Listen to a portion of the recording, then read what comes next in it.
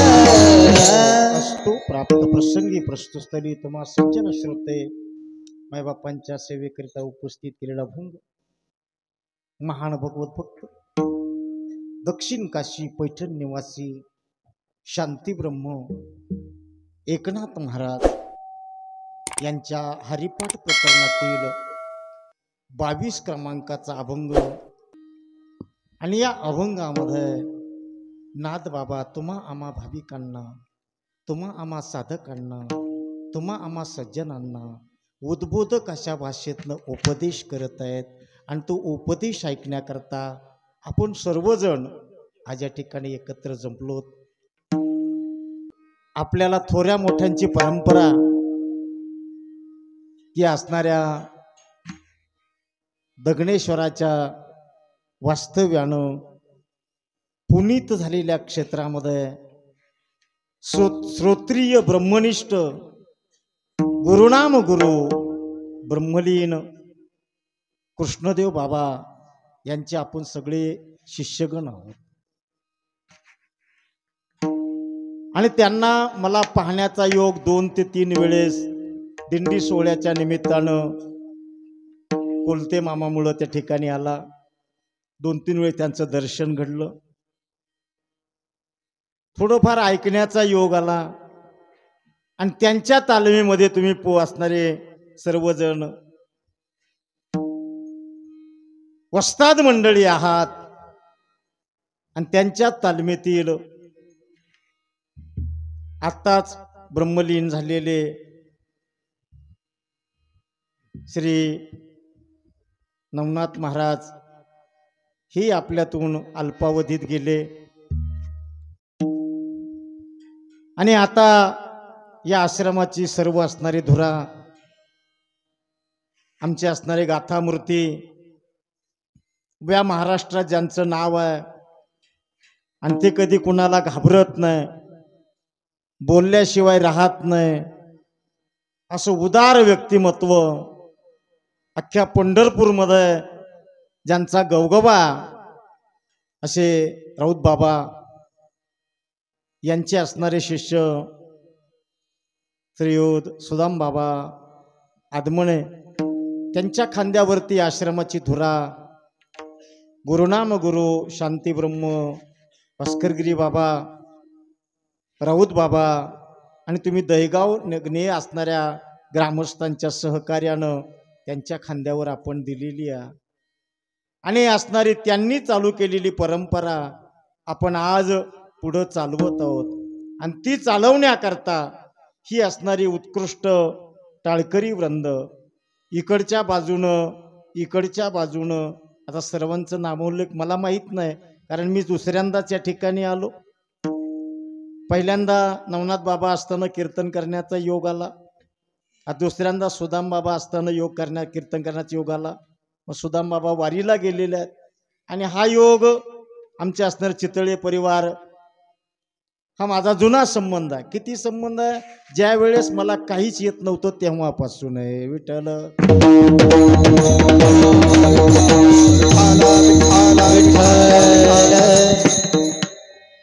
हे असणाऱ्या चितळे परिवारानं माझ्याकडे आले, म्हटले बाबा तारीख घ्यायची. मी म्हटलं कार्तिक एकादशी आहे, मी कार्तिक एकादशीच्या अगोदरच जाऊन येतो. भाद्रपद मध्ये आपला सप्ताह पंढरपूरला असतो. आषाढीला 4-5 दिवस पंढरपूर क्षेत्रामध्ये असतो. कार्तिकी वारी आहे आणि म्हटलं कार्तिक वारीला लोक जमतील का? ते म्हटले बाबा आमचे लोक कुठंच जात नाही. आणि खरंच तसं झालं. सगळेजण या ठिकाणी सापडले. म्हणजे दगनेश्वर मंदिर आणि कृष्णदेव बाबा हीच आपली पंढरी आहे. आणि या पंढरीमध्ये आपण सर्वजण आज एकत्र या ठिकाणी जमलेलो आहोत. आम्हालाही या ठिकाणी निमंत्रण दिलं. पुन्हा एकदा दुसऱ्यांदा सगळ्याचं दर्शन घडलं. मृदंगाचार्य आणि सगळ्यांना विनंती आहे, की अभंग माझ्याही पाठात नव्हता, मी कालपासून पाठाला घेतला. आणि तो अभंग शांती ब्रह्म नाद बाबांचा. आणि नाद बाबांचं असणारं लिखाण, नाद बाबाचं वाङ्मय ही चांगल्या चांगल्याच्या डोक्यावरून जातं. चांगल्या चांगल्याला कळत ना. आणि नाद बाबा यांचं जर वाङ्मय आपण पाहिलं, या वाङ्मयाचं जर अवलोकन केलं, तर एक असणाऱ्या प्रत्येक वाङ्मयामध्ये पाहिलं त्यांचं भागवत बघा, चतुश्लोकी भागवत बघा, त्यांचं भावार्थ रामायण बघा, त्यांचं असणारे कूट अभंग बघा, त्यांचे असणारे उपदेशपर अभंग बघा, त्यांचे स्थितीपर अभंग बघा, मनाला उपदेश करणारे अभंग बघा, बुद्धीला उपदेश करणारे सहजासहजी आपल्याला न सुटणारे अभंग आहेत. आणि त्यातीलच एक उपदेशात्मक असा अभंग आपण आज चिंतना करता निवडलेला आहे. उपदेश करणारे नादबाबा आहेत. ज्यांना करतात ते तुम्ही आम्ही आहोत. आणि जे करतात ते अभंगामध्ये आहे. उपदेश करणारे नाद बाबा, त्यांचा अधिकार, नाद बाबाचा अधिकार जर पाहिला तर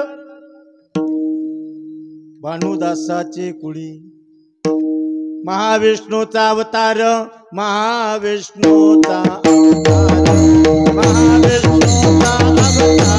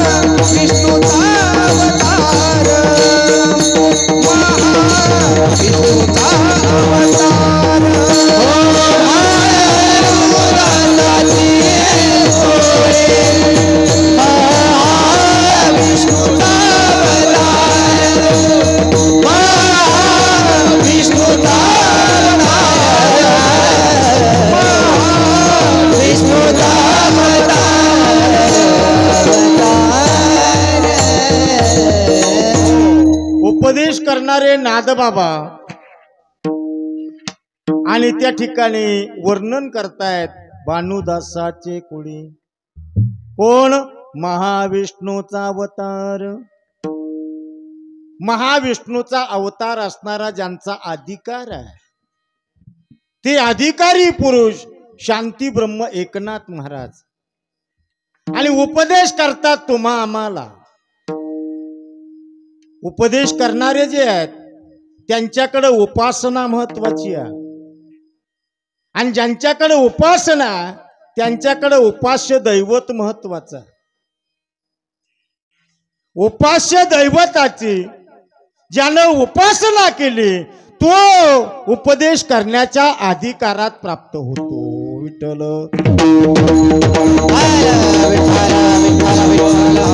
उपदेश कोणी करू नये. उपदेश करण्याकरता उपासना पाहिजे आणि उपासनेकरता उपास्य दैवत पाहिजे. उपास्य दैवत नादबाबाचं दत्त प्रभू, कारण त्यांचे असणारे गुरु देवगिरी निवासी जनार्दन स्वामी हे दत्त भक्त होते आणि त्या असणाऱ्या दत्तांचा साक्षात्कार नादबाबांना होता. तसं अजून जर पाहिलं तर नादबाबा हे सूर्य उपासक होते. त्यांच्या घरामध्ये सूर्याची उपासना होती.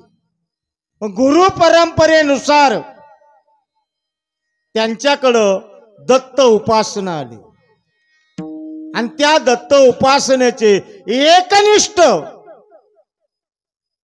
असणार उपास्य दैवत त्यांचं जर असेल तर ते दत्त प्रभू आहे. म्हणजे उपासकाची उपासना, उपासनेचं उपास्य दैवत जे आहे त्या आता आपण सगळे उपासक, आपण सगळे उपासक आहोत. आपण सगळे पंढरपूरच्या पांडुरंगाचे उपासक आहोत. पण आपली उपासना भिन्न भिन्न आहे. आपली उपासना भिन्न भिन्न आहे. एकादशी आली का विठ्ठल भक्त बनतो, एकादशी आली का विठ्ठल भक्त बनतो. द्वादशीला जर असणार त्या ठिकाणी तो अनेक असणार जे असणार त्या ठिकाणी सांगितलं की एकादशीला विठ्ठल भक्त, त्याच्यामध्ये 2 एकादशी, त्या असणाऱ्या वद्य एकादशीला साधूचा भक्त, रविवार आला की खंडोबाचा भक्त, सोमवार आला की शिवाचा भक्त, मंगळवार आला की आईचा भक्त, बुधवार आला विठ्ठलाचा भक्त, गुरुवार आला की दत्ताचा भक्त, शुक्रवार आला संतोषी माता चणे फुटाणे खायला जातो आणि शनिवार आला की शरण शरण. म्हणजे आपला उपास्य दैवत फिक्स नाही आहे. आपला रोज देव त्या ठिकाणी बदलतो. पण साधू पुरुषाच्या असणाऱ्या जीवनामध्ये जर पाहिलं तर संत महात्मे सांगतात, तुझी सेवा करीन मनोभावे, पांडुरंगी मन गुंतले, गोविंदाचे गुण वेधिले. म्हणजे त्या ठिकाणी जगद्गुरु तुकोबाराय सांगतात, तुझी आनवाहीन गा देवराया, तुझी आनवाहीन गा देवराया.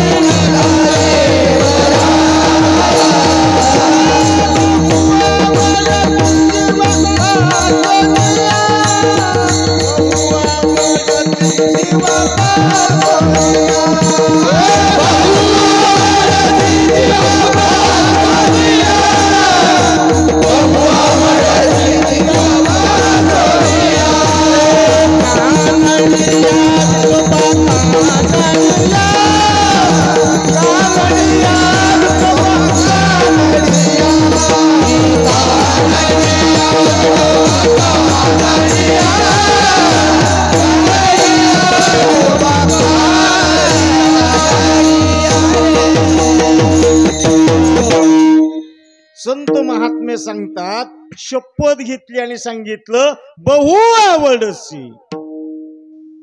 कशात? जीवापेक्षाही. आता मला सांगा, आपल्याला जीव प्यारा का देव प्यारा? आपण बसलेली सगळी मंडळी, आपल्याला जर समजा आता बसल्या बसल्या जर थंडी वाजून आली तर तुम्ही कीर्तन ऐकाल का दवाखान्यात जाल? म्हणजे आपल्याला जीवच प्यारा आहे की नाही? सगळ्यांना. पण यांनी सांगितलं नवे नवे आमच्या असणाऱ्या भोपाळ्यामध्ये संत महात्मे सांगतात, तुझे दास्य करू आणि का मागो का बाया, आणि का मागो का बाया.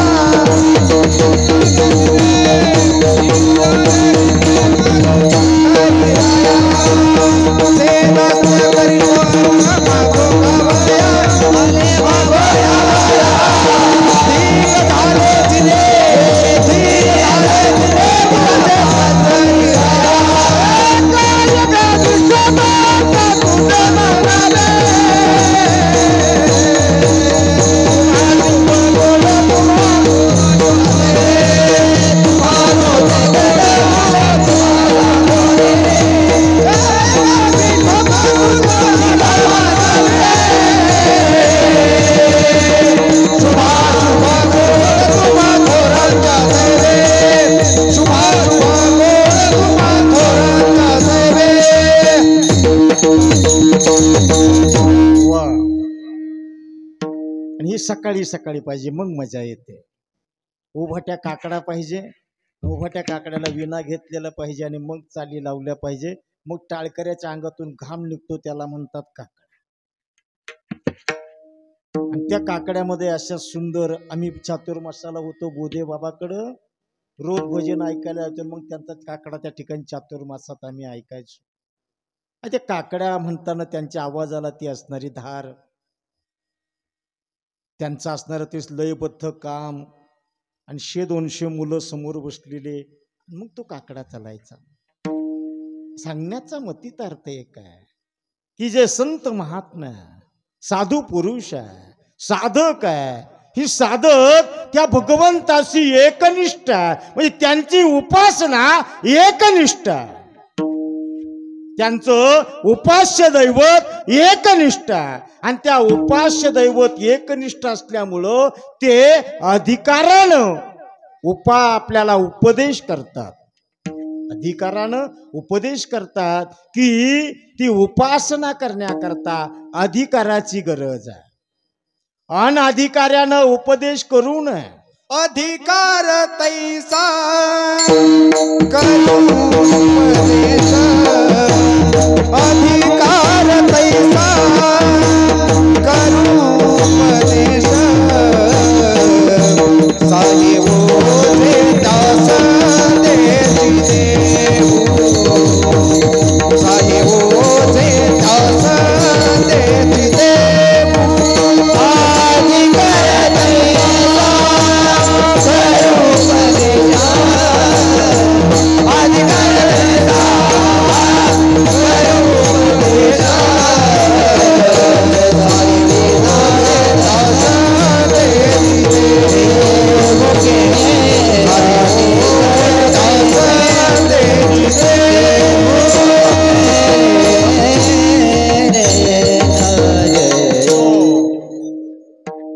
जगद्गुरु तुकोबाराय सांगतात, आम्ही काय करू? अधिकार तैसा करू उपदेश.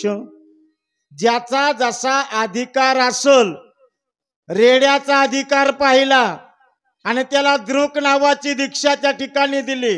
भागवत बघा, एक स्पर्श नावाची दीक्षा, एक द्रक नावाची दीक्षा, अशा तर दीक्षेचे 4 प्रकार सांगितलेले आहे. त्याला असणारी शब्द नावाची दीक्षा दिली आणि शब्द नावाची दीक्षा रेड्याला दिली आणि त्या रेड्याला उपदेश केला आणि तो रेडा सुद्धा बोलला, रेडा सुद्धा बोलला. आमच्या असणाऱ्या अळंदीला स्पर्श नावाची दीक्षा भिंतीला दिली, भिंत सुद्धा चालली, भिंत सुद्धा चालली. म्हणजे हे उपदेशाचे प्रकार आहे. तद्वत आपल्याला आज नाद बाबा मोलाचा उपदेश करतात. हे राजा, आपल्या जीवनामध्ये बाबांनी आपण सांगून गेले की जीवनामध्ये पवित्र तुळशीची माळ गळ्यामध्ये घालावी, उघड्या छातीनं वैकुंठाला जावं, त्याला परम पुरुषार्थ असं म्हटलेला, याला परम पुरुषार्थ असं म्हटलेला. आणि गळ्यात जर माळ घातली तर नाद बाबा भागवतामध्ये सांगतात, तुळसी काष्टाची माळ गळा घालावी निर्मळ, होता एकची स्नान सकळ तीर्थाचे मार्जन.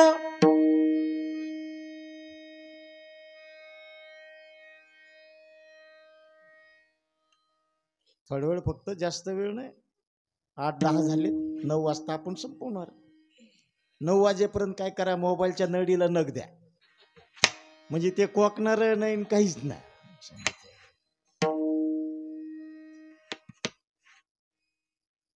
जाता जाता मला एवढंच सांगायचं की आपल्याला साधूची परंपरा, साधू जीवन आपल्याला माहिती आहे. बघा ना, आम्ही आता दहिगाव मध्ये आलो, चितळे वस्तीवर गेलो. ज्या मुली डोंगरात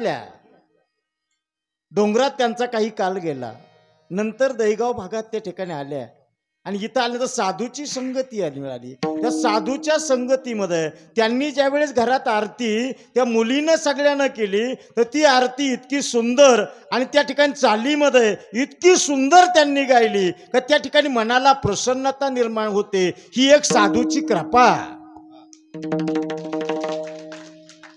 आता आरती करायला सुद्धा आता आम्ही सुद्धा आरती करतो ना. आम्हाला जर सकाळचा 10 वाजला ना तर आमची आरती 3.5 मिनिटात जिकडं तिकडं देव बिन सगळं जिकडं तिकडं.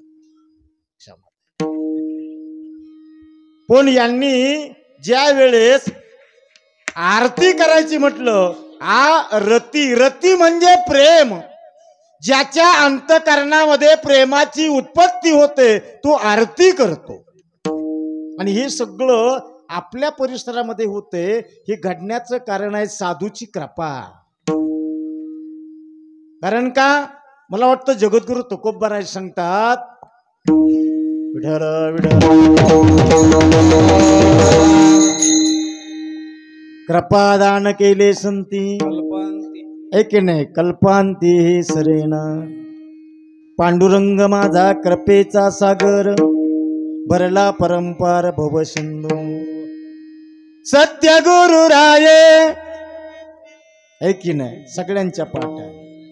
कृपा मज केली परी नाही घडली सेवा काही.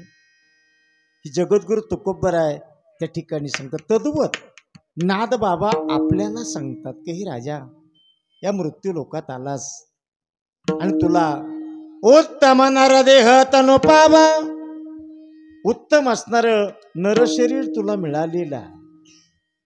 कारण का ही नरशरीर सगळ्या लोकात चांगला सगळ्या लोकात.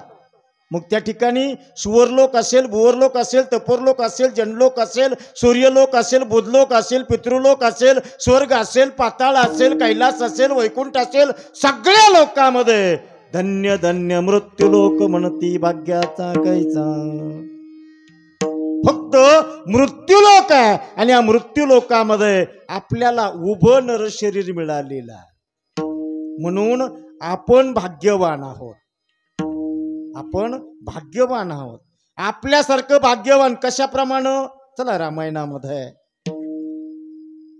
रामायणामध्ये सकाळची वेळ आहे.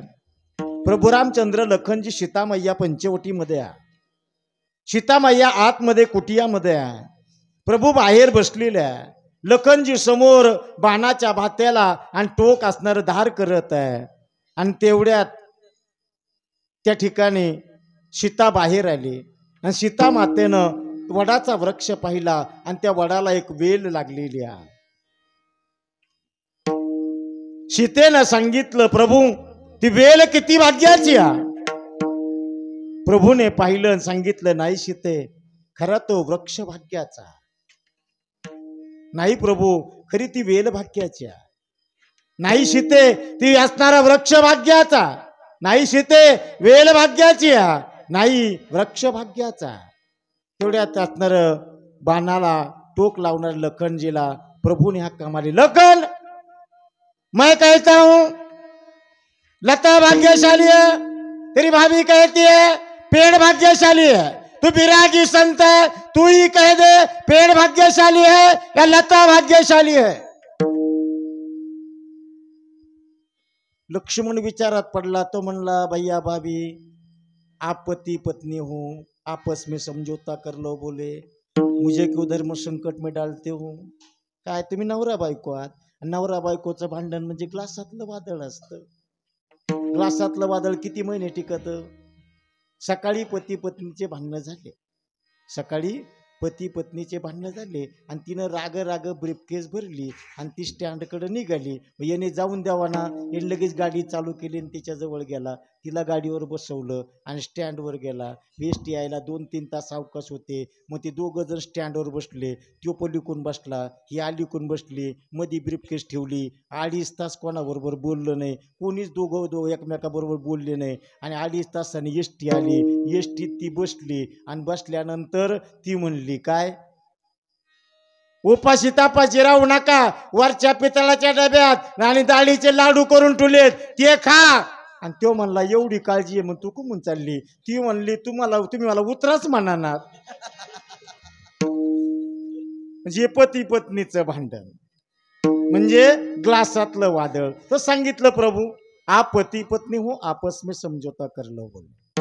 नहीं लखन तू सांग ती लता भाग्यशाली है या पेड़ भाग्यशाली है? सांगितलं प्रभू मी सांगितलेलं पटणार नाही पण मी बिरागी संत मी सांगतो तो वृक्षही भाग्याचा नाही आणि ती वेलही भाग्याची नाही. काय सांगितलं? वृक्षही भाग्याचा नाही आणि ती वेलही भाग्याची नाही. म्हटले तू तिसरंच काढलं? म्हणले हो तिसरंच काढलं. म्हणले मग?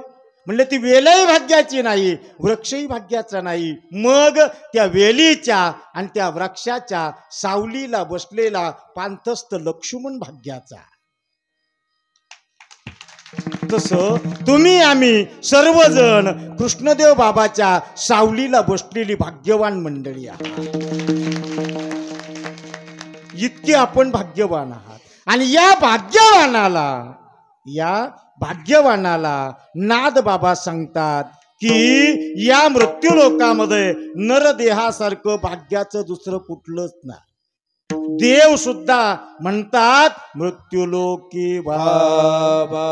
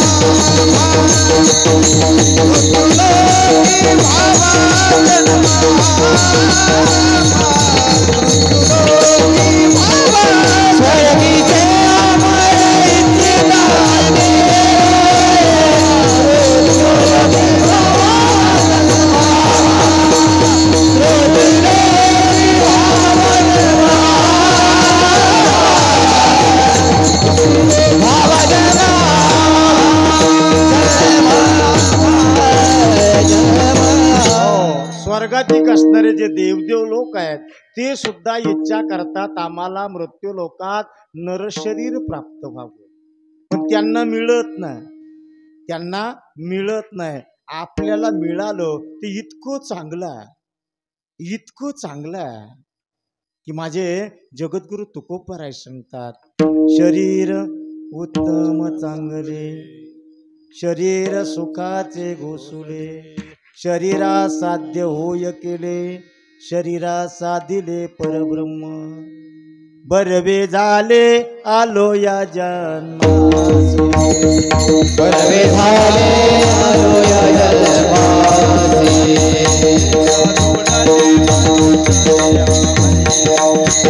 दुःख दुःख निरमाया नरसी महानामाचे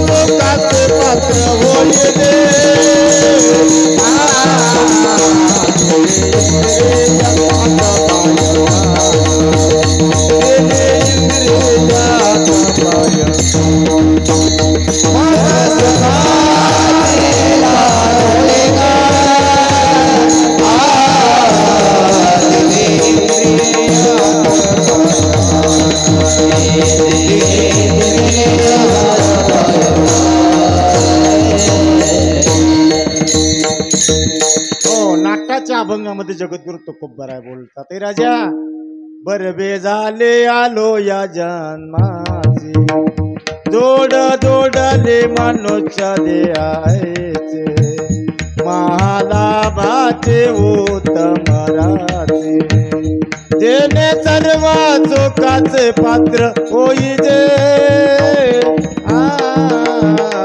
दिले इंद्रिया हातपाय दिले इंद्रिया हातपाय. जगद्गुरु तुकोबराय बरं झालं आलो या जन्मासी काय जोडली मनुष्य देहाशी जोड जोडली डबल शब्द वापरला आणि काय मिळालं मनुष्य देह. मनुष्य देहाचे निज्ञान सच्चिदानंद पदवी घेणे एवढा अधिकार नारायणे कृपावलोकने दिधन. एवढा अधिकार आपल्याला भगवंतानं दिला. हे नरशरीर कुणालाही मिळत नाही. काय कुणालाही मिळत नाही. आपल्याला भाग्यवशात मिळालं. आपल्याला भाग्यवशात मिळालं. जे मिळालेलं नरशरीर आहे त्याच्याविषयी नादबाबा बोलतात अभंगाचं पहिलं चरण. देह स्थिती ब्रह्माची पसारा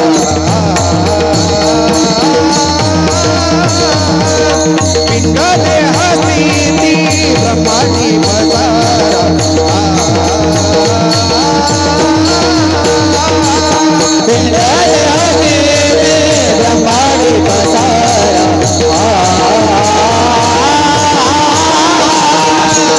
पिंड देह स्थिती ब्रह्माची पसारा पिंड देह स्थिती ब्रह्माची पसारा पिंड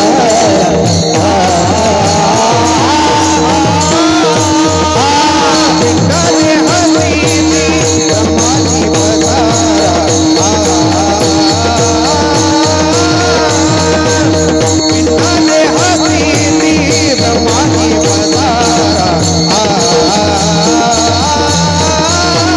पिंड देह स्थिती ब्रह्माची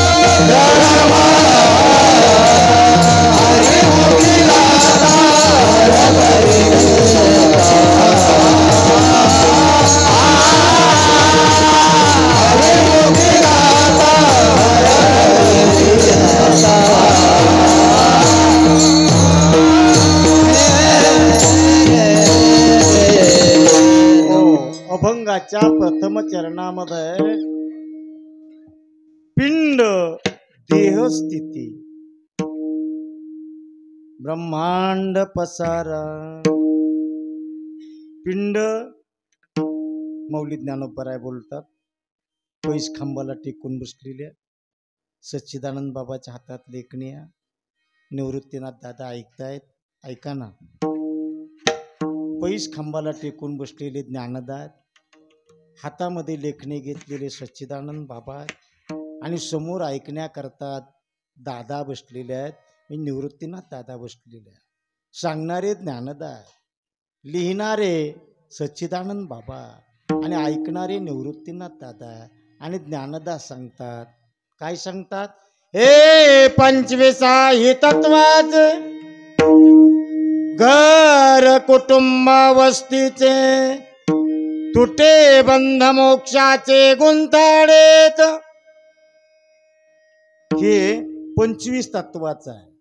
हे 25 तत्वाचं एक पिंड. हे 25 तत्वाचं एक पिंड. आणि दुसरं अपंचीकृत पंचमहाभूताच्या 17 तत्वापासून बसलेलं तिसरं पिंड. आणि दोन्हीच्या उपादान कारणाच्या अज्ञानापासून बनलेलं तिसरं पिंड. कळालं तर बघा. पहिलं पिंड समोर दिसतंय. दुसरं पिंड 17 तत्वाचं, त्याला कारण शरीर म्हणतात. आणि तिसरा पिंड सूक्ष्म शरीर. असे 3 पिंड, असे 3 पिंड. आणि इथं तर असणार नाद बाबा सांगतात पिंड पण देह स्थिती. कारण हा उपदेश सहजाच, कारण हे आता सध्या आपल्याला हे पूर्वमीमांसान, उत्तर मीमांसान, दृष्टी सृष्टीवादन, विवर्तवादन, शून्यवादन, परिणामवादन, अध्यात्म, हे आपल्या डोक्याबाहेरचं, हे आपल्याला कळत नाही. हे आपल्या डोक्यावरून जाणारी शब्द आहे, हे आपल्याला कळत नाही. पण हे कळण्याकरता जसं 10 जण प्रवासाला निघाले, राऊत बाबा पंढरपूरला द्रष्टांत सांगत असताना 10 जण प्रवासाला निघाले आणि मधी नदी लागली, नदीत उडी टाकून पोहत पोहत पलीकडे गेले. पलीकडे गेल्यानंतर म्हणले आपले 10ची 10 आले का बघा, म्हणून ते मोजायला गेले तर ते 9च भरायचे. 9 भरले का ते असणारे 9ची 9 रडायला लागले. म्हटले आपला 10वा गेला. 10वा गेला म्हणजे 10व्याचं आवरण आलं. 10व्याचं काय आलं? आवरण आलं. त्या आवरणामध्ये मल आला, त्या मलामध्ये विक्षेप आला. 10वा मेला म्हणजे मल विक्षेप आवरण 10वा गेल्यामुळं आला.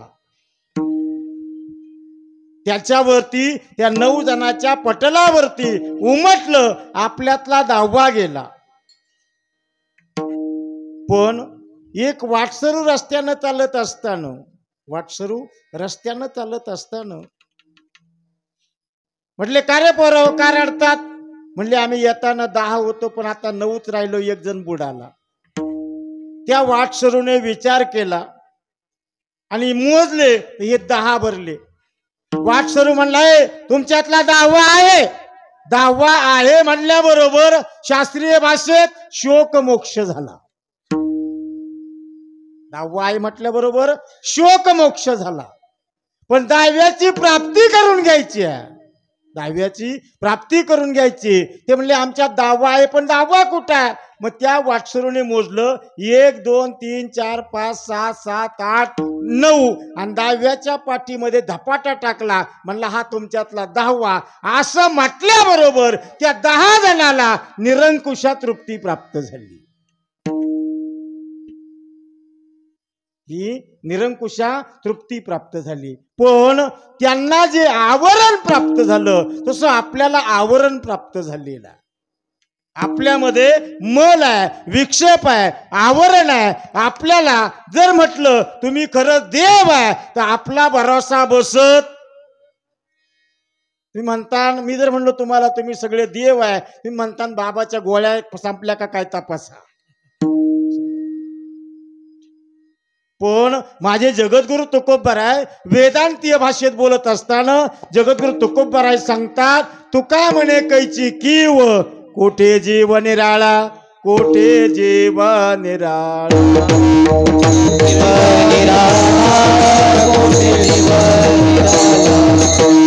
जीव निराळा, कोठे जीव निराळा.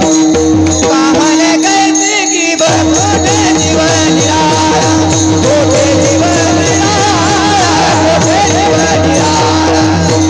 कामाने कैसे की कोठे जीव निराळा, कोठे जीव निराळा, कोठे जीव निराळा. हो, हे तत्वमसी महावाक्य आहे. बरं, हे जगद्गुरु तुकोबरायचं जर गाथा बघितलं ना तर गाथ्यामध्ये तुम्हाला 4 महावाक्य सापडतील, हे 4 वेद सापडतील. जगद्गुरु तुकोबरायचा गाथा पाहिला तर तुम्हाला 6 शास्त्र सापडतील.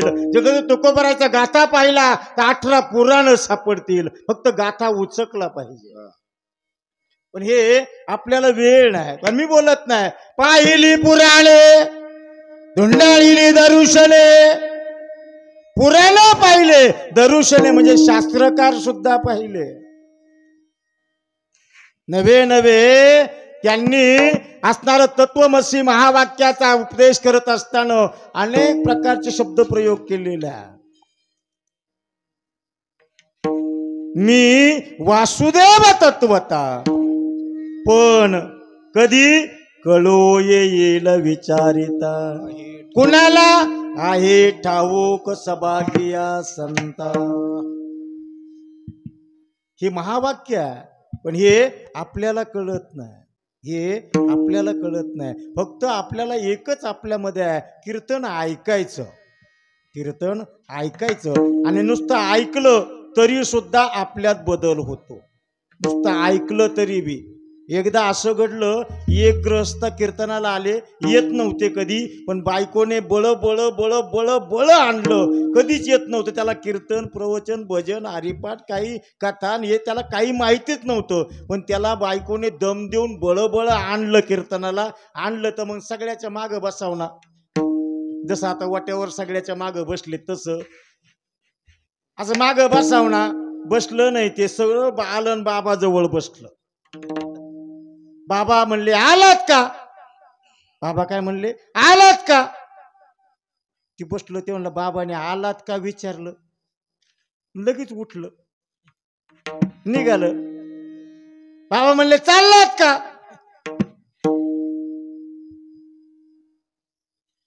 ते म्हणलं आलात का विचारलं, बसलात का विचारलं आणि चाललात का विचारलं. ते घरी गेलं. घरी गेलं आणि झोपलं. झोपल्यावर 2:30-3 वाजता चोर आले. चोर आल्याने क्वाटवर पडलेलं होतं. पडल्या पडल्या बरळायला लागलं. आलात का? चोर म्हणले पाहिलं बरं का त्यांनी. मग बसा खाली. बसले खाली. हा म्हणला बसलात का?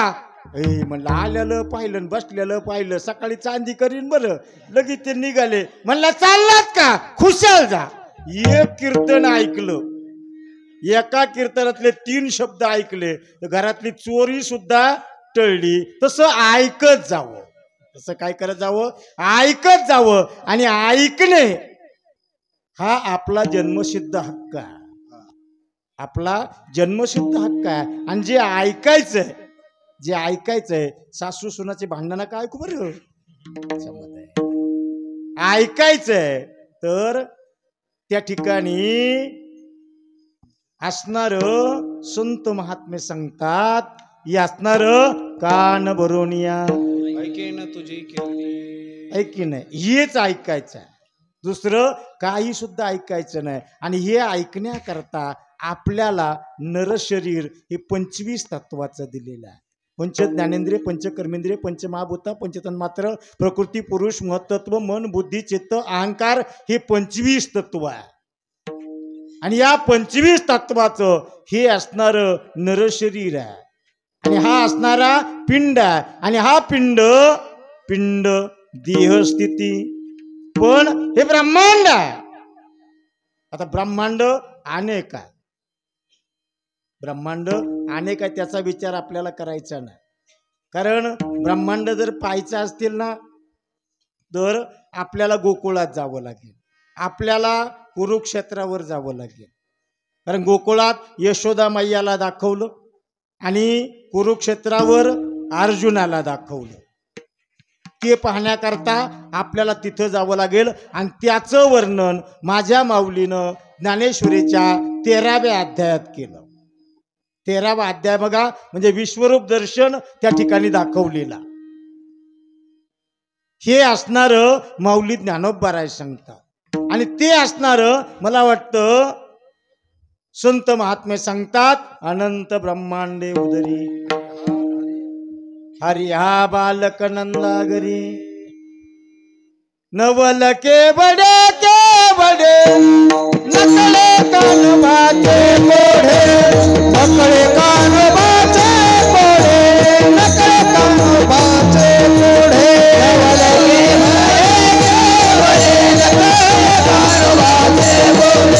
नकळे कानोबाचे कोढे, नकळे कानोबाचे कोढे, नवल के बडे नवल के बडे नकळे कानोबाचे कोढे, नकळे कानोबाचे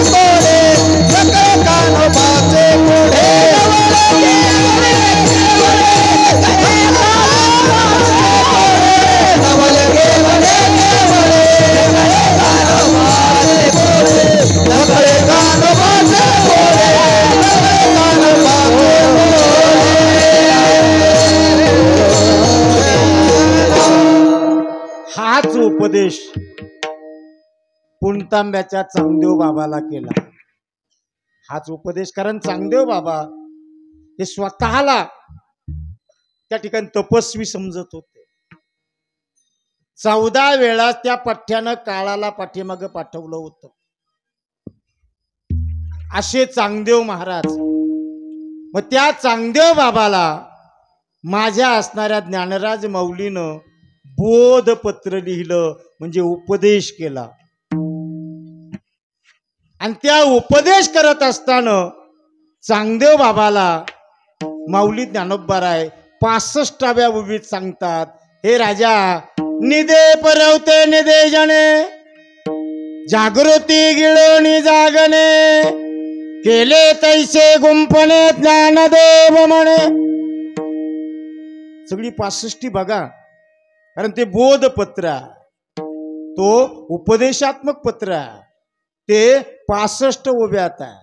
65 ओव्या लिहित असताना माऊली ज्ञानोबाराय लिहितात, हे राजा, स्वस्ती श्री वटेशु जो लपोणी जगदा भासू, दावी मग ग्रासू प्रगटना करी. इतकं सुंदर चिंतन एका योग्याला एक योगी त्या ठिकाणी उपदेश करत आहे. त्या योग्याला सांगितलं, जो लपाला आणि जो प्रगटला. जो लपला जगाचा भास आणि जो प्रगटला जगाचा ग्रास. आणि ते सांगितलं ब्रह्मांडी पसारा. जे दिसतंय ना हे सगळं मृगजळवत आहे. दिसतंय ते सगळं मृगजळवत आहे. कशाप्रमाणे? माऊली ज्ञानोबाराय दृष्टांत देतात. माऊली ज्ञानोबाराय सांगतात, आपल्यातला एखादा शेतकरी आहे, कपाशी वगैरे काढली, काढल्यानंतर त्याच्यामध्ये आऊत धरलं, आऊत हाकायला लागला. आऊत हाकता हाकता दुपार झाली आणि दुपार झाल्यानंतर भूक लागली म्हणून त्यांना आऊत सोडलं. बैल घराकडे निघाले, पण असं रोडच्या कडेला शेत होतं, त्या शेतात असणारं आणि रोडच्या कडेला आऊत चालू होतं. आणि त्याने विचार केला, आपल्याला गावात 2 किलोमीटर जायचंय, 2 किलोमीटर यायचंय आणि इथं तर आऊताला पास आहे आणि न जाणं भंगारवाल्याची शक्यता नाकारता येत नाही. मग त्यानं विचार केला, ही पास खांद्यावर न्यायची आणि खांद्यावर आणायची, किती ताण होईल. मग त्यानं विचार केला, इथंच ही पास कुठंतरी पुरून ठेवू. पण पुरायची कुठं? झाड नाही, झुडूप नाही, काही वळखण नाही, काय नाही, काहीच नाही. बांधाला कोणतं झाड नाही, काही नाही, काही नाही. मग ठेवायची कुठं? तेवढ्यात त्याच्या डोक्यावर ढगाची सावली पडली. सावली कशाची? मराठी कळतीन तुम्हाला? ढगाची सावली पुरली आणि ढगाच्या सावलीत त्यानं पास पुरली. घरी गेला, बैलाला पाणी पाजलं, वैरण टाकली, स्वतः हातपाय तोंड धुतले, जेवायला बसला, 2-3 भाकरी कुस्करल्या. दुपारचं त्याला ती किरायला लागलं, दर्शिक विश्रांती केली. 4 वाजता उठलं, बैल घेतले, पुन्हा आवताजवळ आलं, आवताला झोपले आणि आवत काय लागाना. मग पाहिलं तर पास नाही. मग तो पास आणायला ढगाच्या सावलीत गेला. सापडन का पास? का नाही सापडणार? अभ्राचे सावले जाईल रया, अभ्राचे सावले जाईल रया, अभ्राचे सावले जाईल रया. विषयाचे समसुख गगनाची माऊली, अभ्राचे सावले जाईल रया, अभ्राचे सावले जाईल रया, अभ्राचे सावले जाईल रया.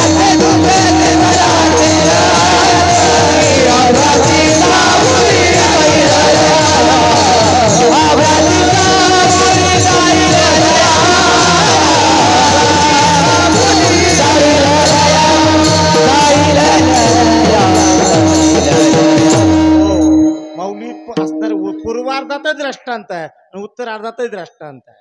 पूर्वार्धात सांगितलं विषयाची असणार विषयाचे समसुख, पण बेगडाची बाहुली.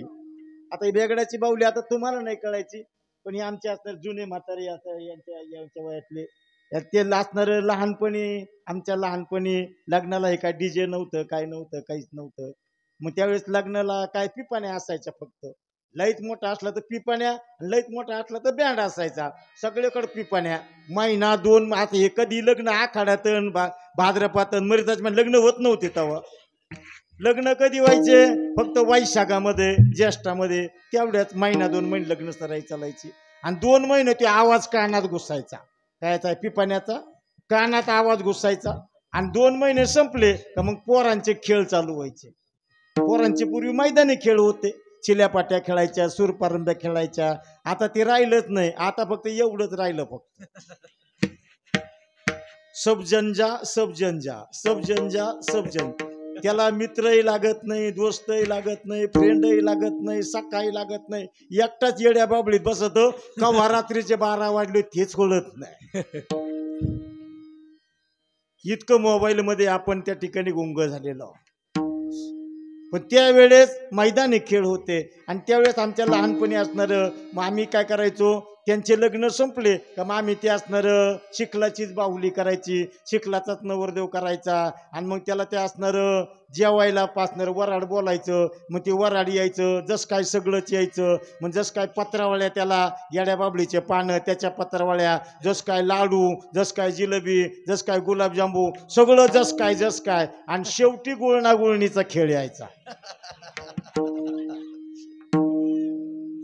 आता मला सांगा, त्या बाहुलीवर गुळणी टाकल्यावर बाबा बाहुली राहीन का? तशी विषयाचे समसुख बेगडाची बाहुली, अभराचे सावली जाईल रया. तसंच या ठिकाणी असणाऱ्या चांगदेवाला सांगितलं. तोच उपदेश चांगदेवाला सांगितला.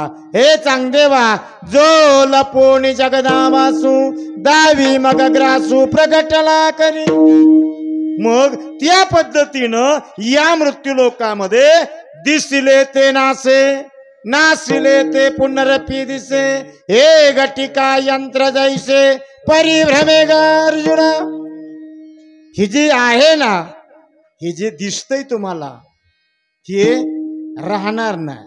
हे राहणार नाही. कशाप्रमाणे? जसं मला वाटतं मागच्या वेळेस द्रष्टांत सांगितलं असेल, पुन्हा सांगून जातो. जसं कल्लोळ कंचूक फेडिता उघडे उदक. मौली ज्ञानोबराय सांगतात, कल्लोळ कंचूक. कल्लोळ म्हणजे ओंजळ, ओंजळवर पाणी आहे. आणि कंचूक म्हणजे बुडबुडा. कंचूक म्हणजे बुडबुडा. ओंजळवर पाणी आहे, पाण्यात बुडबुडा आहे.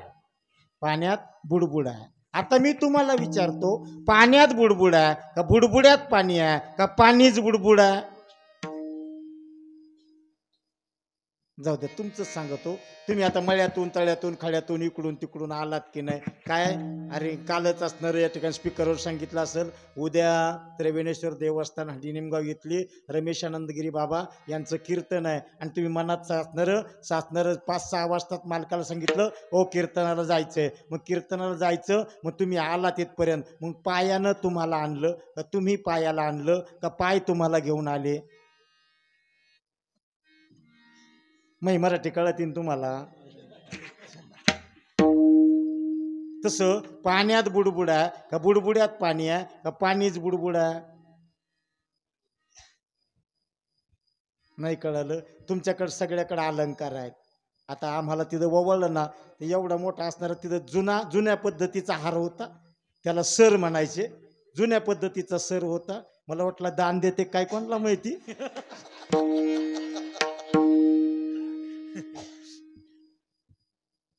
विनोद सोडा, आम्हाला ओवाळलं. आता मी तुम्हाला विचारतो, सोन्यात अलंकार का अलंकारात सोनं का सोनंच अलंकार?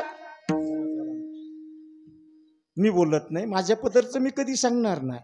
मौली ज्ञानोबराय सांगतात, हे राजा, सोने सोने पणावणे न येताची झालेले का माती मृदू भांडे जिया परी. सोन्याला कुठल्याही प्रकारचा उणेपणा न आणता त्याचे अलंकार झाले. त्याचे आम्ही एकदा घोडेगावला कीर्तनाला आलो. नवीन कीर्तनकार होतो त्यावेळेस. मी काय ना, आता काय मला काय येतं असं तुम्ही समजू नका. हे सगळं कृपेतून चालू आहे. 2-3 चातुर्मास केले, काही दिवस बाहेर थांबलो, गुरुच्या सान्निध्यात गेलो, तिकडे दीक्षा सोहळा झाला, तिकडं काही दिवस फिरत राहिलो, भ्रमंती काही वेळेस केली, भारतभर काहीतरी फिरलो. फिरता फिरता फिरता गुरुवर्य भास्करगिरी बाबांची कृपा झाली. कारण शिवानंदगिरी बाबांना ज्यांनी दीक्षा दिली, पंचसंस्कार केले देवगडला, ते असणारे स्वामी शिवानंद, असणारं स्वामी प्रकाशनगिरी बाबा यांना ज्यांनी दीक्षा दिली ते शिवानंदगिरी बाबा, मंजूर निवासी. त्यांच्या सानिध्यात काही दिवस तिकडे राहण्याचा योग आला आणि बाबांची त्यांच्यामुळं बाबांनी कृपा केली. त्रिवेणेश्वर सांभाळण्याचा योग त्या ठिकाणी आला. 2-4 वर्षापासून तिथं राहण्याचा योग आला आणि त्या योगातून तुमचं दर्शन या ठिकाणी घडलं. या दर्शनामध्ये बोलत असताना मौली ज्ञानोबाराय सांगतात, आम्ही घोडेगावला गेलो.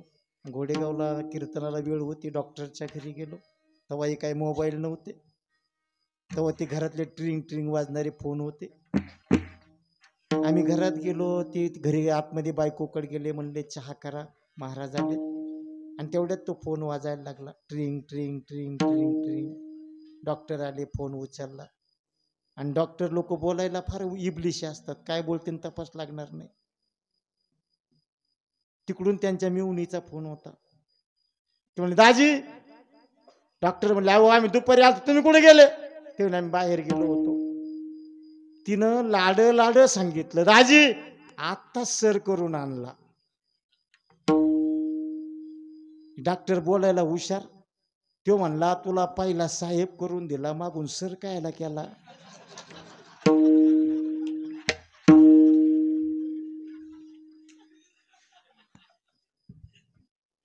तो सर मला बऱ्याच दिवसांनी कोलते मामा आज पाहायला मिळाला. मला वाटलं ताटात खिशे मोकळेच होते, मला ताटातलं काढाव.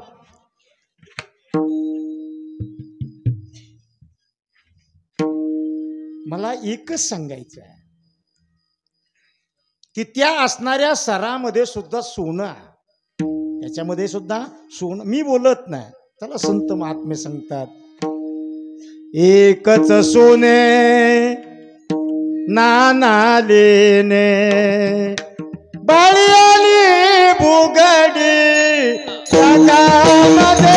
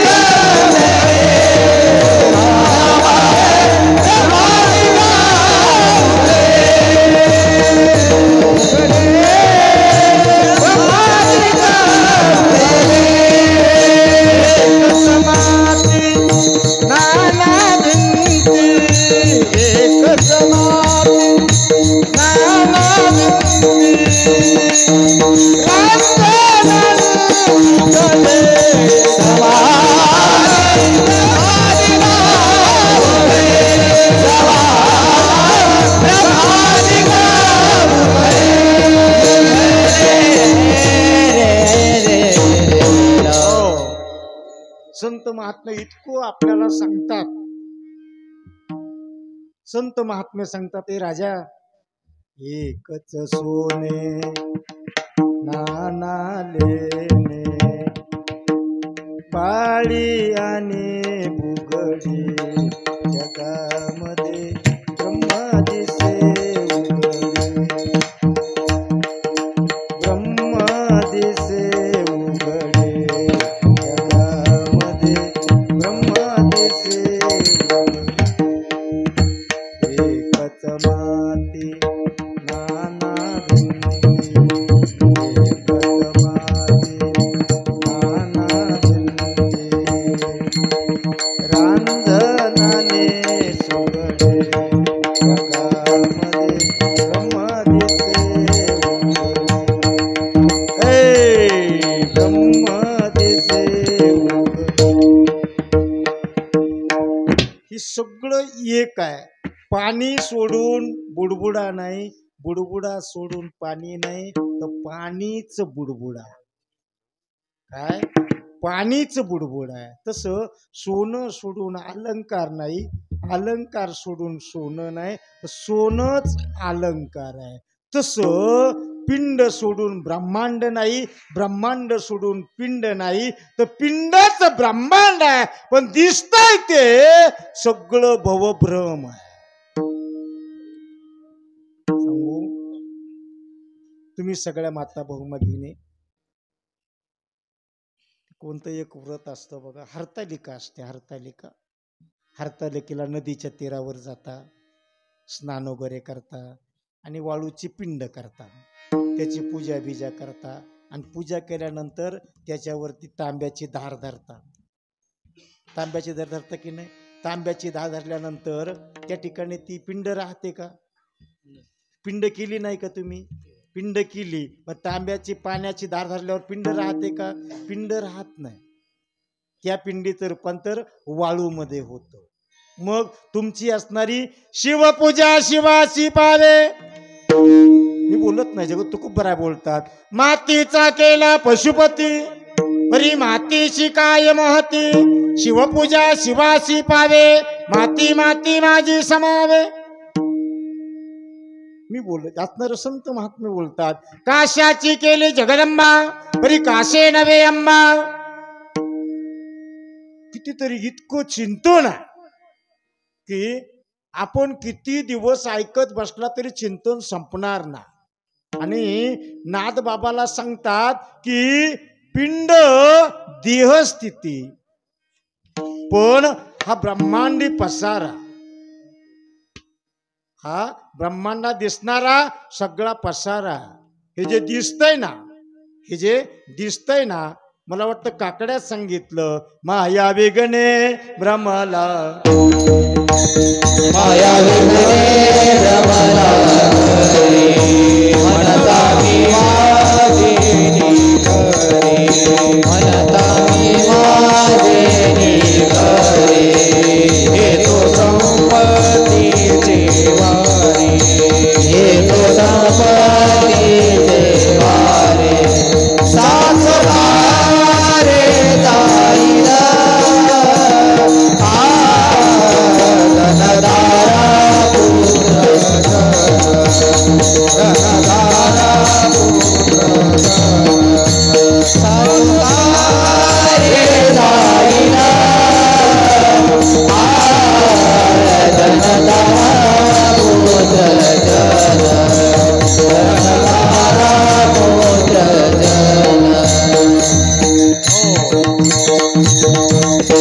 आपल्याला त्यांनी मृगजळाचा संदेश या ठिकाणी दिला. हे राजा, हे जे दिसतंय ना, पिंड देहस्थिती ब्रह्मांड पसारा, पण हे कसं आहे?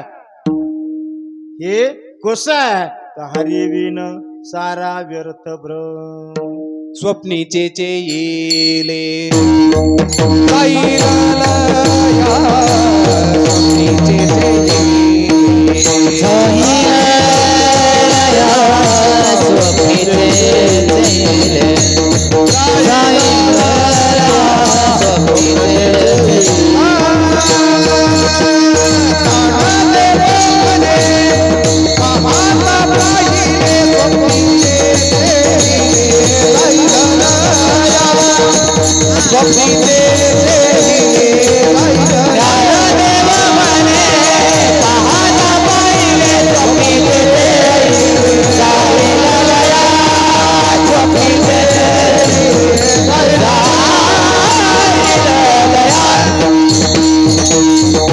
माझी माऊली ज्ञानोबराय बोलतात. काय बोलतात? ज्ञानदेव म्हणे काय? पाहता पाहिले, असंच एक प्रमाण आहे. पाहता पाहणे दुरी सारोनिया. तसं पाहता पाहिले काय? स्वप्नेचे चेयले जाईल रया. स्वप्नात जे पाहिलं, स्वप्नात जे पाहिलं ते जागृत अवस्थेत नाही. मी विनोदाने सांगत असतो, आलंय ओगाला म्हणून सांगतो. आता सांगायची अपेक्षा नाही, पण सांगतोच तुम्हाला. फक्त जास्त हसू नका आणि कोणाला सांगू नका. एक जण झोपलं आणि झोपेत ती एस टी स्टँडवर गेलो आणि तिथं होतं 2 रुपयाला 2 लाख, 2 रुपयाला 2 लाख, 2 रुपयाला 2 लाख लॉटरीचे तिकीट होते. त्यानं 2 तिकीट घेतले. 2 तिकीट घेतले. घरी आलं पहाटे 4 वाजता उठलं. पण हे कशात चाललंय? हे स्वप्नात चाललंय. पहाटे 4 वाजता उठलं, एस टी स्टँडवर गेलं, सार्वमत पेपर घेतला आणि ते पेपरमध्ये तो तिकीट पाहायला लागला. पहिलं तिकीट तर गेलं. दुसरं तिकीट 10 अंक होते तर 8 अंक लागले. 8 अंक लागल्यानंतर लगेच तो उठला आणि शोरूमला गेला. नवी बॉक्सर आणली, घरासमोर लावली. तिला हार घातला, पेढे ठेवले, हळदी कुंकू वाहिलं, स्वास्तिक काढलं आणि चावी फिरवली तर लाईट लागली. तो म्हणला आता नवी कोरी गाडी. चावी फिरवली, लाईट लागली, पेट्रोल टँक फुल केलेला आहे. हे चाललंय कुठं? स्वप्नात. हे ध्यानात राहून द्या, इथून बाजूला नका जाऊ. तो गाडीवर बसला आणि त्यानं विचार केला आता गाडी हाफ किक मध्ये चालू व्हायला पाहिजे. नवी कोरी गाडी आणि हाफ किक मध्ये चालू व्हायला पाहिजे. मृदंगाचार्य त्याने किक मारली. जशीच किक मारली तशी एवढी गोधडी फाळली.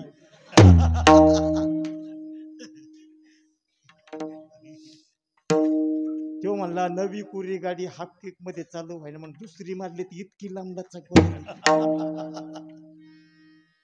शेजारी धर्मपत्नी झोपली होती. ती म्हणली बाई टरा टरा काय फाटत आहे काय.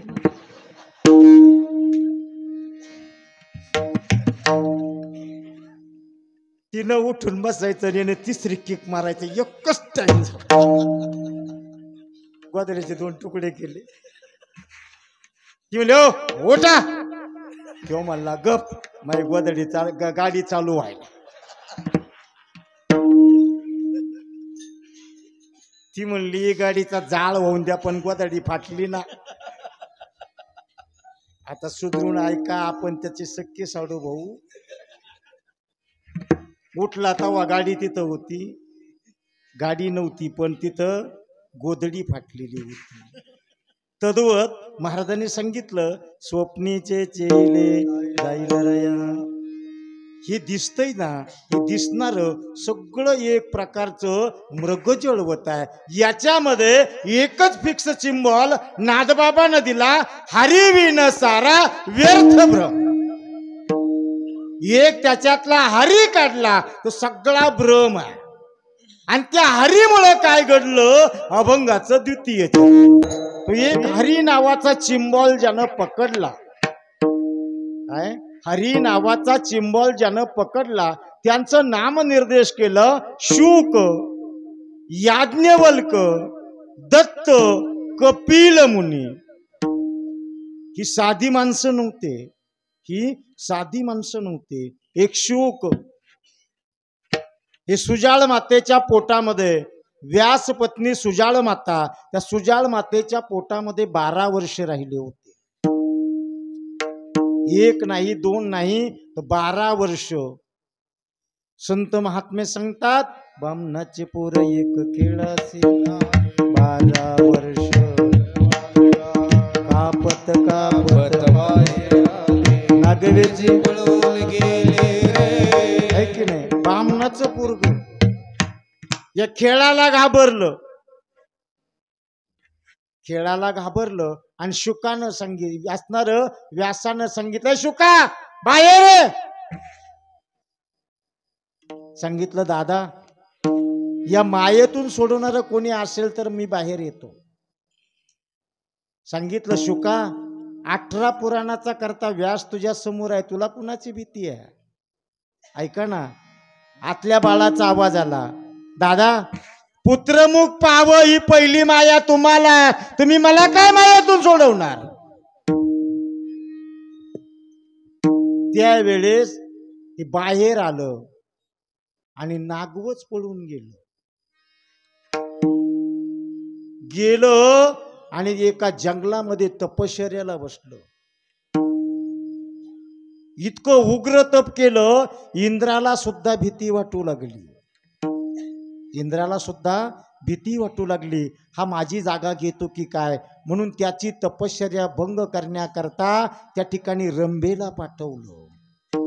रंभा आली तिथं काम आला, काम आला तिथं वसंत ऋतू आला. आणि मग रंभा त्या ठिकाणी नाचगाणं करू लागली शुकाची समाधी उत्थान करण्याकरता. शुकानं पाहिलं, अरे ही तर रंभा. रंभे, अरे काय म्हणले? काय नाही शुका, काय तपश्चर्याच घेऊन बसला तू आमच्या मार्गात आहे? शुकानं विचारलं, रंभे तुझ्या मार्गात काय आहे? श्रीमद भागवतात सांगितलं, रंभा सांगते शुकाला, मार्गे मार्गे जायते नूतनम जोध खंडे, खंडे खंडे कोकिलान विराव, रावे रावे मानिनो बाण भंगे, भंगे भंगे मनमद भंगे बाण. माझ्या मार्गामध्ये कोकिळेचा पंचमचा स्वर आहे, मनाला मोहून टाकणारे वन माझ्या मार्गामध्ये.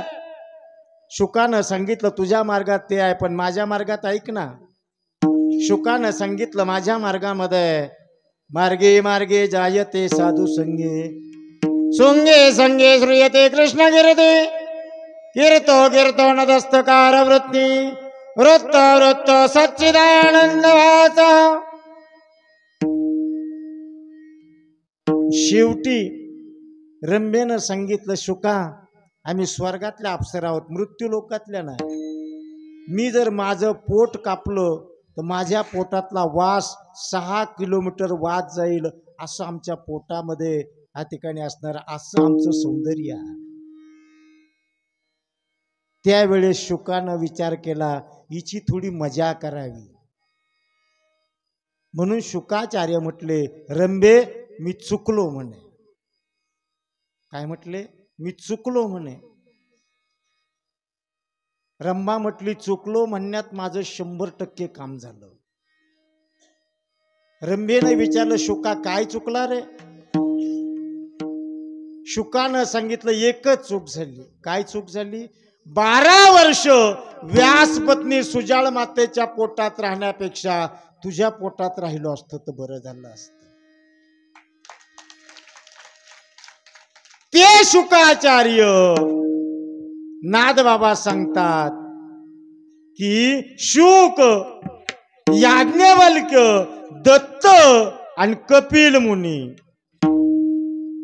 दत्तप्रभूचं चिंतन भागवतामध्ये बघा, दत्त गीता. दत्तांचे असणारे अभंग बघायचे असतील तर मला वाटतं 250-300 अभंग नादबाबानं दत्तावरती केलेल्या. दत्तप्रभूनं 24 गुरु केलेले आहेत, आपल्याला एक करता येत नाही. आणि एक जरी केला तर तो आपल्याला सांभाळता येत नाही. ही आपली शोकांतिका आहे. पण जो जो घेत लागून तो तो गुरु केला जाण. मी ज्याचा ज्याचा गुण घेतला तो मी गुरु केला दत्तप्रभूनं. असे असणारे 4 जण, पण हरीसे जानोने हरे हरीसे जानोने, हरीसे जानोने,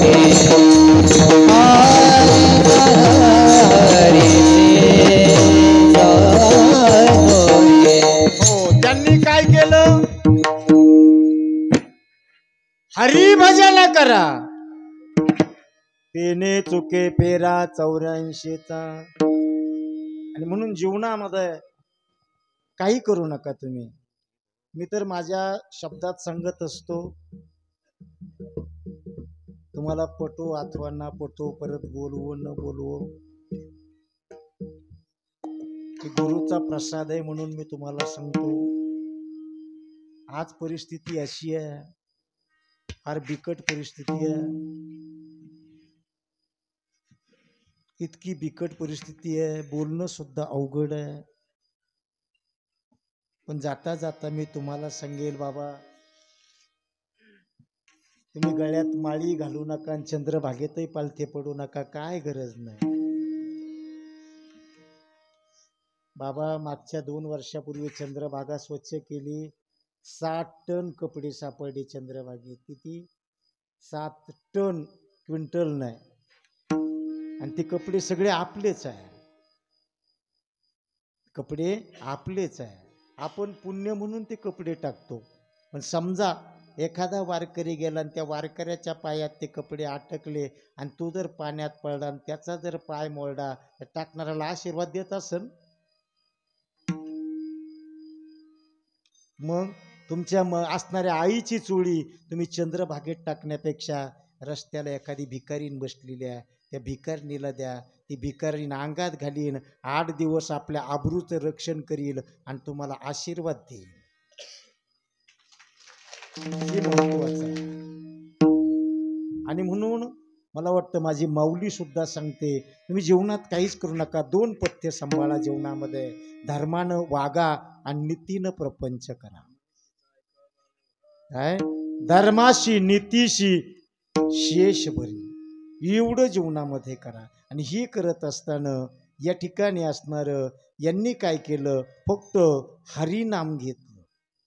यांनी काय केलं? हरिनाम घेतलं. तेच असणारं नादबाबा तुम्हा आम्हाला सांगतात, तुम्ही एक काम करा, या रे धरू. काय करू? या रे धरू हरिनाम तारू.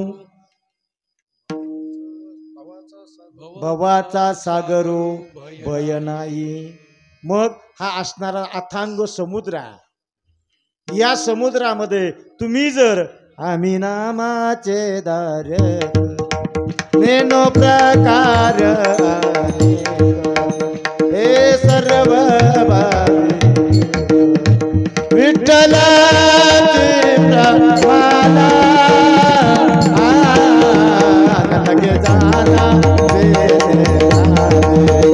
लगे जाना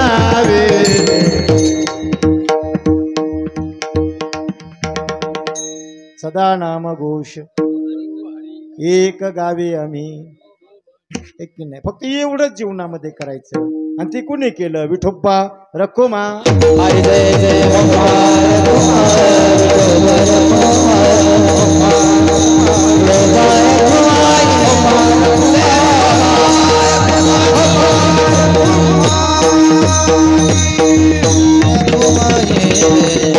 साधू संत गेले, आनंदी राहिले, पण काय केलं?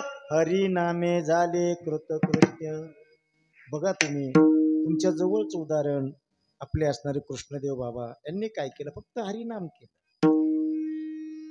काय? हरिनाम केलं. आणि त्या हरिनामामुळं आज तुम्ही एवढे भक्त मंडळी त्यांचं एवढं मोठं मंदिर बांधलं. काय केलं जीवनामध्ये?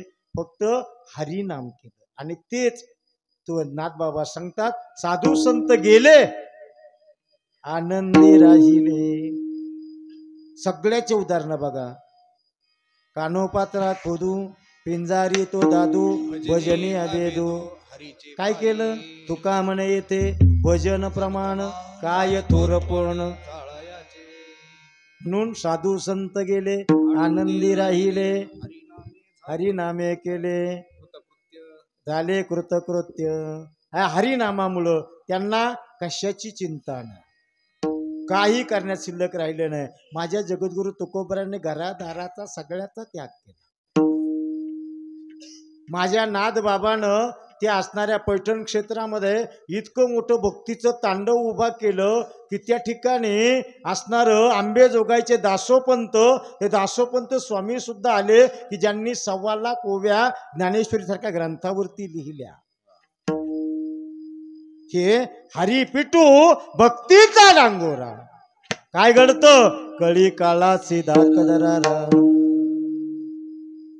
एवढं जीवनामध्ये करायचं आहे. आणि याच्या करता नाथबाबा सांगतात, तुका म्हणे एका जनार्दने मांडले दुकान. आता काय केलं? दुकान मांडलेला. इथं महिन्याला दुकान मांडलेला. आणि त्या दुकानामध्ये जे तुम्हाला घ्यायचं आहे काय? कारण का मला वाटतं आता पंढरपूरमध्ये दुकान मांडलं, पंढरपूरमध्ये दुकान मांडलं. संत सज्जनी मांडले दुकान, जे जया पाहिजे ते आहे, मुक्ती हीच मुक्ती भुकाच साठी कोणी तयाकडं पाहे रे. त्या ठिकाणी दुकान मांडलं. माझे जगद्गुरु तुकोबाराय सांगतात, घातला दुकान देता देती आली असे दान. संत उदार उदार कोणते? ज्ञानेश्वर दानराज माऊली तुकाराम ज्ञानेश्वर माऊली ज्ञानराज ज्ञानेश्वर ज्ञानेश्वर माऊली ज्ञानेश्वर माऊली राज माऊली तुकाराम जय जय ज्ञानेश्वर माऊली राज माऊली तुकाराम.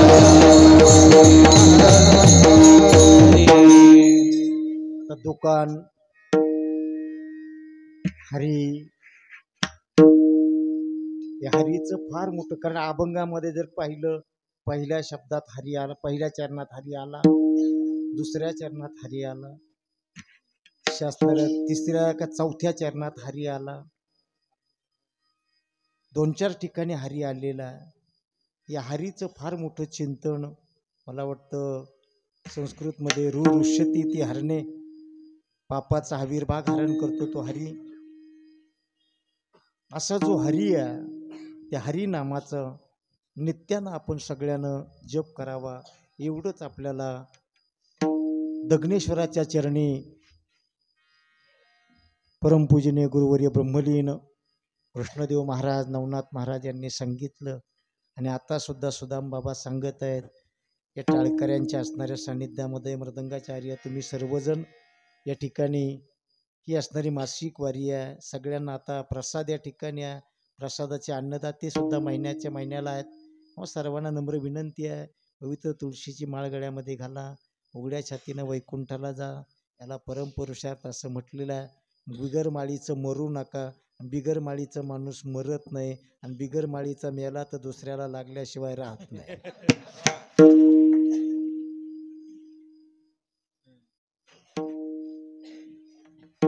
तुम्ही पहा, माईंबाला जर कधी गेले ना, सोड रे आता नाही, तिथलं वातावरण बघा तुम्ही. आणि म्हणून आपल्या जीवनाची इति कर्तव्यता करून घ्यायची असेल तर साधू संतांनी आपल्याला जो उपदेश केलेला आहे तो उपदेश, कारण दुकान आहे, त्या दुकानामध्ये सुखदुःख मिश्रित माल आहे, केवळ सुखरूप माल आहे, केवळ दुःखरूप माल आहे. मालाचे 3 प्रकार आहेत. यदा कदाचित जगलो वाचलो, पुढल्या वर्षी कधी बोलवलं ते आपण परत पुन्हा अजून थोडंफार चिंतन करण्याचा प्रयत्न त्या ठिकाणी करूया. हे सद्गुरूच्या कृपेतून फलद्रूप झालेलं तुमच्यासमोर मांडलेलं आहे. यातून जे चांगलं असेल गुरुवारी समजा, एका शब्द चुकीचा गेला असेल उदर अंतकरण माफ करा, हीच एक सदिच्छा व्यक्त करतो. झालेली सेवा दग्नेश्वराच्या चरणी आणि आपल्या असणारं गुरुवर्य स्वानंद सुखनिवासी ब्रह्मलीन असणारं बाबांच्या चरणी समर्पण करून आपल्या सेवेला आपण याच ठिकाणी प्रारंभ देऊया. सेवा संतांची करा, नाम भगवंताचं घ्यावं. ना तरी बालक बुबडा बोली, का वाकुडा विचुका पाऊली, ते चोज करुणी माऊली रे जे जेवी. फोडिले भंडार धन्याचा मेमाल, ते मे आम्हाला भारवाही. न्यूनते पुरते अधिक ते सरते, करुण घ्यावे मते तुमचे विनवित असो. या न्यायानं सेवा संताची करा, नाम भगवंताचं घ्यावं ते कसं. जय विठ्ठल, जय जय विठ्ठल, जय जय विठ्ठल.